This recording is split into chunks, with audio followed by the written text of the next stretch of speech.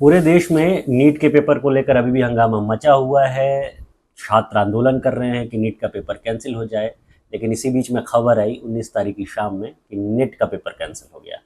मुझे लगता है कहीं ना कहीं ये स्पेलिंग मिस्टेक का मामला है कि नीट का पेपर कैंसिल करना था, NEET नीट का पेपर कैंसिल करना था, और एक ई कम करके नेट यूजीसी नेट का पेपर कैंसिल कर दिया गया है। मुझे लगता है कि शिक्षा मंत्रालय को इस पर संज्ञान लेना चाहिए और एक ई बढ़ा के नीट का पेपर कैंसिल करना चाहिए, जिसकी मांग पूरे देश में की जा रही है। पूरे छात्र संगठन रोड पर है और कहा जा रहा है कि नीट का पेपर कैंसिल करिए, नीट का पेपर कैंसिल करिए। री नीट ट्रेंड भी कर रहा है सोशल मीडिया पर, लेकिन इसी बीच में जिसके बारे में किसी ने कोई मांग नहीं की, 18 तारीख को पेपर दे के आए यूजीसी नेट का, बच्चे पेपर देकर आए और आराम किया, उन्होंने चैन की सांस ली, और 19 तारीख की शाम में ये खबर पता लगी कि नेट का पेपर कैंसिल हो गया है।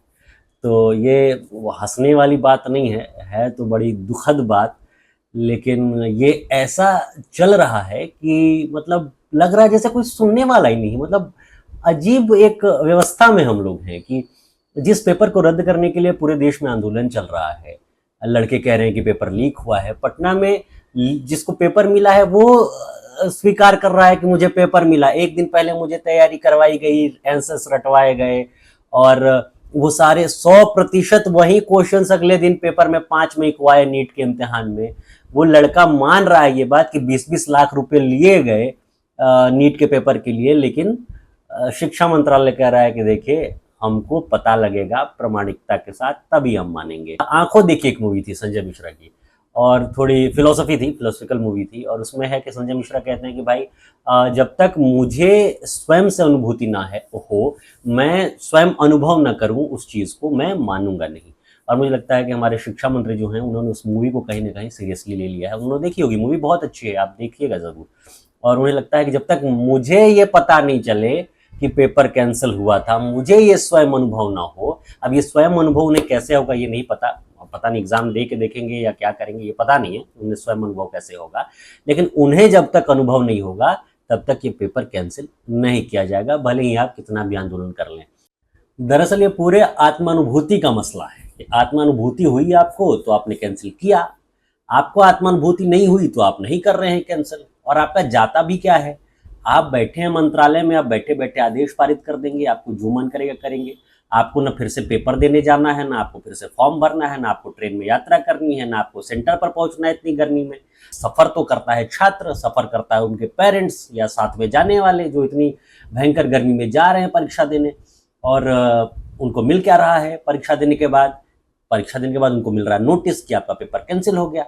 अब इतनी शानदार बात है, इतना गजब ही चल रहा है माहौल कि हम इस चक्र में फंसे हुए हैं कि पहले पेपर होता है, पेपर होने के बाद पता चलता है कि पेपर लीक हो गया था। और ये पिछले कई सालों से चल रहा है। पिछले 5 सालों से 15 राज्यों में 41 पेपर कैंसिल हुए हैं, अंदाजा लगाइए आप। तो अब आपको तो जब भी फॉर्म भरेंगे आप तो आपको खबर रहेगी कि भाई फॉर्म तो भर रहे हैं लेकिन मामला होना है कैंसिल, तो फॉर्म भरे कि नहीं भरे।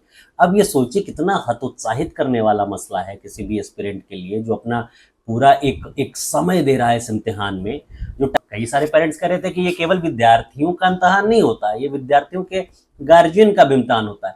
कई सारी लड़कियां हैं जो नेट का पेपर दे रही थी, उनको लग रहा था कि वो कैसे कैसे फैमिली से टाइम ले रही हैं। पहले उन्होंने ग्रेजुएशन किया, फिर पोस्ट ग्रेजुएशन किया, उसके बाद फैमिली से उन्होंने टाइम लिया कि भाई हमको थोड़ा सा वक्त दे दो कि हम नेट का पेपर दे दें तो हम एलिजिबल हो जाएंगे, जीआरएफ मिलने लगेगा। तो उन्हें लगा कि वो फैमिली से लड़ सकते हैं कि उनकी शादी ना हो अभी, और उन जो जंजाल होते हैं पारिवारिक उसमें ना उलझाया जाए, उन्हें पढ़ने का मौका मिले। तो कितने सारे लोगों का भविष्य आप खा जा रहे हैं बैठे बैठे, आपको इस बात का अंदाजा भी नहीं है। और ये एक चल ही रहा है, एक संस्थान है एनटीए। ये अब पहले होता था क्या, छात्र अपना भविष्य तय करते थे, छात्र के पेरेंट्स उनका भविष्य तय करते थे। अब छात्रों का भविष्य तय करता है एनटीए। पहले होता था कि आपको जेएनयू में एडमिशन चाहिए तो जेएनयू का फॉर्म भर रहे हैं, जामिया में चाहिए जामिया का भर रहे हैं, डीयू में चाहिए तो डीयू का भर रहे हैं। अब है कि एनटीए कहती है कि आप एक सीयूईटी का फॉर्म भरिए, हम आपको बताएंगे कि आपको किस संस्थान में जाना है एडमिशन लेने, हम बताएंगे आपको। हमको लगता है कि पहले हर राज्यों का अलग अलग या हर यूनिवर्सिटी का अपना अलग अलग एंट्रेंस पेपर होता था, जिसको जिस एंट्रेंस में बैठना है, जिस यूनिवर्सिटी में दाखिला चाहिए, अपनी क्षमता और योग्यता के हिसाब से लोग फॉर्म भरते थे, वहां पे जाते थे, इम्तिहान देते थे और उनका सिलेक्शन के बाद एडमिशन लेते थे। और हर स्टेट का अपना अपना एग्ज़ाम भी होता था, वो इंजीनियरिंग का हो या पीएमटी का हो। अब है क्या कि लगता है कि पता चला होगा जो भी हमारे कारोबारी इस देश के लोग हैं, जो पेपर लीक वाले मामले में संलिप्तता जिनकी रहती है, उनको मेहनत पड़ जाती होगी बहुत कि अलग अलग राज्यों का पेपर पहले लीक कराएं, उसमें बहुत सारे ऑफिशियल से सेटिंग करें, फिर अलग अलग राज्यों में फिर टीम बनानी रहती होगी जो पेपर लीक करते होंगे। तो उन्होंने सोचा कि इन सारे मामलों में पढ़ने के बजाय एक कोई ऐसा संस्थान रहे जो पूरे देश में इम्तिहान कराए, तो बड़ा इजी हो जाएगा उसका पेपर लीक करना। और मुझे लगता है कि यही नेक्सस बना होगा कि भाई एक ही कुछ ऐसा रहे मामला जहाँ पे एक पेपर लीक कराएं और वहीं से सबको एडमिशन दिलवा दें। मोरल वैल्यूज की बात देख लीजिए देश में कि सोचिए कि इन छात्रों के गार्जियन जो पेपर लेते होंगे अपने बच्चों के लिए, कि भाई वो क्या नैतिक शिक्षा देंगे कि भाई जो पेपर ही खरीद के दे रहे हैं। तो अब ये भी है कि ये संस्था मतलब अजीब ही है मामला, कौन कितना दोषी है पता नहीं है।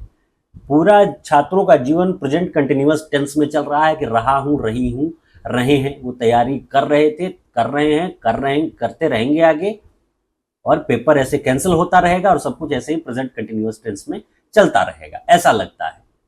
आलम यह है कि एस्पिरेंट्स जो हैं, विद्यार्थी हैं, छात्र जो हैं, तैयारी करने वाले हैं, उनकी हालत देखकर गालिब का एक शेर याद आता है कि कोई उम्मीद भर नहीं आती, कोई सूरत नजर नहीं आती, मौत तो एक दिन मुअय्यन है, नींद क्यों रात भर नहीं आती, और पहले आती थी हाल दिल पे हंसी, अब किसी बात पर नहीं आती। बने रहिए हमारे साथ। नमस्कार, धन्यवाद।